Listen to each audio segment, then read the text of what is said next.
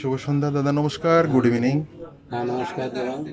আমরা বইমেলা আজ 3 বছর অতিবাহিত করছি।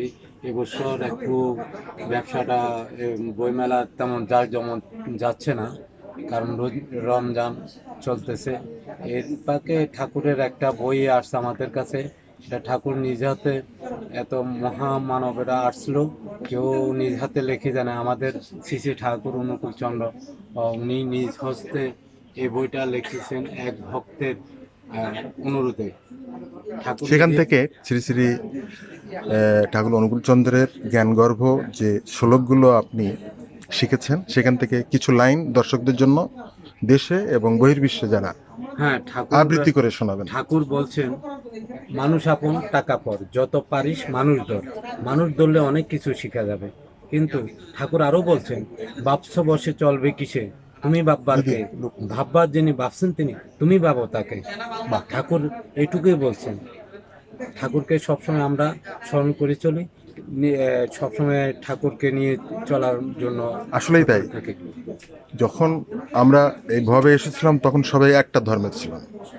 পরে পারিপার্শ্বিক, পিতামহ, পিতামাতা, পরিবেশ বান্ধব আমাদেরকে একটু আলাদা করে চর্চা করতে বলছে। এই তুমি এইভাবে ডাকো, আমি এভাবে ডাকি। এছাড়াও তো আর কিছু না। আর কিছু মানুষ তো আমরা এক। এক তাদের বাণীর মূল উদ্দেশ্য এটা। যেমন এটাই। রাজ পরমহংসদেব, আপনাদের একটা গুরু, হ্যাঁ, হ্যাঁ।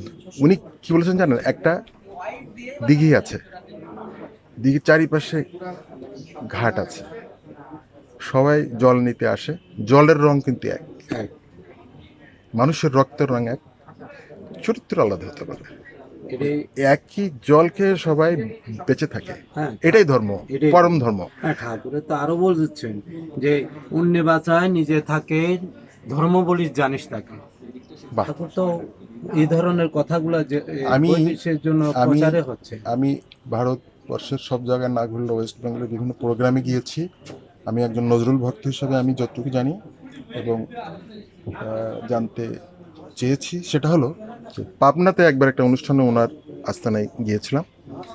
উনি প্রচুর কোরআন পড়তেন, হাদিস পড়তেন। উনি চাচ্ছেন যে আমি শিখতে চাই। উনি উনি কি জানেন এটা উনি বলতে চান না। এই যে আদর্শ, এই চেতনাবোধ, এই বাংলাদেশ থেকে যেন উজ্জীবিত হই আমরা। আচ্ছা, আচ্ছা।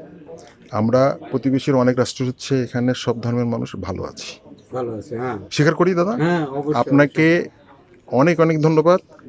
আপনাকে ধন্যবাদ দিদি। আপনাকেও ধন্যবাদ, আরসান, হুম। আমাদের সাথে একটু কথা বলার জন্য। এটাই অনেক অনেক অনেক অনেক খুশি হলাম। নিশ্চয়ই আমাদের নিশ্চয়ই। ঠাকুরকে নিয়ে আমরা সবসময় মাথায় নিয়ে চলি। এটাই যে ঠাকুরের একটা কথাই বলা আছে, ওই ওই তিনি যখন যেখানে যেখানে আবির্ভূত আবির্ভূত হন, হন, সেইখানে সেই সেই স্থানে স্থানে মানুষের পরম পরম তীর্থ শ্রী শ্রী ঠাকুর অনুকূলচন্দ্র মহাশয়া।